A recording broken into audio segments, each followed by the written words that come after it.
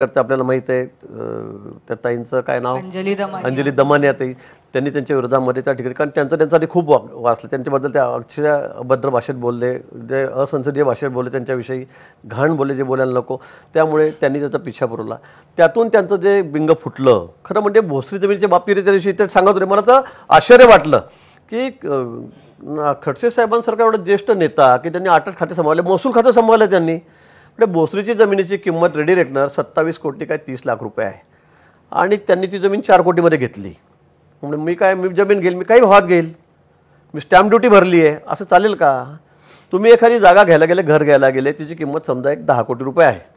आणि तिने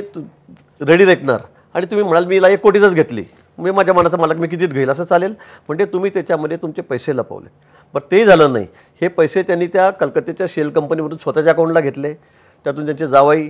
बिचारा त्यांचा नाहक बळी गेला 2 वर्ष 2.5 वर्ष त्यांना जेलमध्ये राहावं लागलं काही कारण नसतं पण त्यांनी जे कारनामे केले त्याला आम्ही जबाबदार आहोत का त्यांचं असं म्हणणं होतं की ती जी जमीन आहे त्याची किंमत 27 कोटी होती 4 कोटी रुपये त्यांनी त्याला ऍडव्हान्स मध्ये दिले होते स्टॅम्प ड्युटी त्यांनी 27 कोटीची भरली होती आणि सगळा व्यवहार झाल्यावर उरलेले पैसे ते परत करणार होते मग यात काय गैर आहे असं आहे का मग मला पण असं कोणीतरी दाखवा मला कोणीतरी अशी जागा दाखवा की बाबा मी 27 कोटी ती मार्केट व्हॅल्यू तिची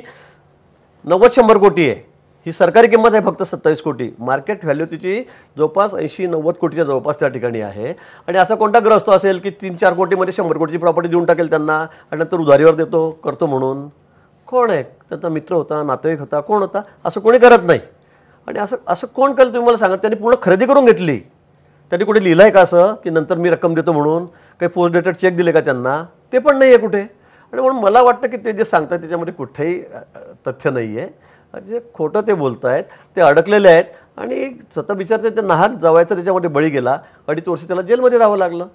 हे कलकत्त्यावर आलेले शेल कंपनीकडून आलेले पैसे मिसेसच्या नावावर फिरवले जावायच्या नावावर टाकले त्यातून ते 4 कोटी त्याला दिले त्या मालकाला जमिनीच्या मालकाला हे सत्य आहे आणि कोणी छोटा पोरगाही सांगेल हो कोणी असं करेल का 27 कोटी रुपये रेडी रेकनर असली जमीन 4 कोटीमध्ये मी घेतली मी नंतर कधी देणार होते 2-4-5 वर्षांनी इतके वर्ष झाल्यावर त्याला 1 रुपया दिलेला नाही त्यांनी कधी हे बिंग फुटलं नंतर वर्षभरानी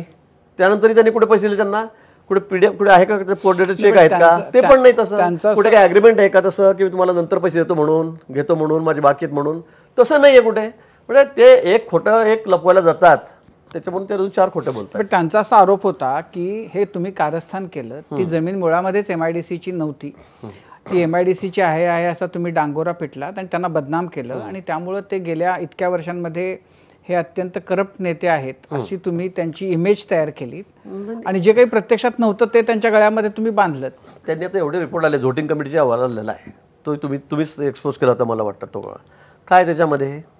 काय ते खरं कागदोपत्री आहे ना यांना अधिकार नसताना हे उद्योगपती नसताना हे रेव्हेन्यू मिनिस्टर म्हणून त्यांनी त्या खात्या सगळ्या मिटिंग घेतल्या त्या जमीनच्या सर्वात सगळ्या मिटिंग घेतल्या त्याच्यावर खाडाखोड केली ते सगळं लिहिलेलं आहे ते दस्तऐवज आपल्याकडे आहे ना मी तुम्हाला सांगितलं मी आणून दाखवलं असतं बघा काय त्यावर लिहिलेलं आहे एकनाथ खडसे यांच्या सांगण्यावरून माननीय मंत्री एकनाथ खडसे यांच्या सांगण्यावरून ज्या त्यांनी दुरुस्त्या केल्यानंतर त्या प्रोसिडिंगमध्ये त्या सगळ्या म्हटलेल्या आहेत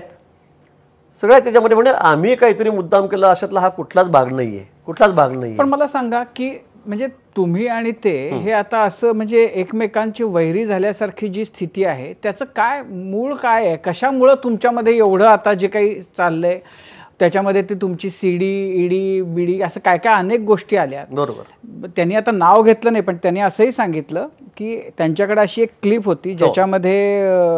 अश्लील चाळे करणारा एक नेता होता माझ्याबद्दल म्हणतायत ना ते त्यांच्या फोन मधून ती गायब झाली आणि ज्यांनी ती त्यांना दिली होती त्याला नंतर तो मालामाल झाला कोट्यवधीचा धनी झाला मला हेच कळत नाही आता हे कधीपासून म्हणतायत तुम्ही माझी ईडी लावली तर मी CD काढेल मी त्यांना आव्हान केलं होतं की तुम्ही ती CD काढाच ईडी लागेल का नाही माहिती पण त्याच्या दुर्दैवाने त्यांना ती नंतर लागली पण जावई पण 2-2.5 वर्ष आत जाऊन आला मग का नाही काढलं तुम्ही काय असेल बाहेर तर म्हणजे आपलं कोणाकडून काही वाकडं होत नसेल ना तर मग अश्लील त्याच्यावर आरोप करायचे कमरेखालचे वार करायचे हा त्यांचा धंदा आहे आपण त्यांना काही ओळखतो आपण त्यांना किती वर्षांनी ओळखतात ना आपण काही ओळखत नाही का त्यांना आणि म्हणून हा त्यांचा उद्योगच आहे वाटेल तसं बोलायचं घाणेरडं बोलायचं आपण लाखो कोट्यवधी लोक आपल्याला बघताय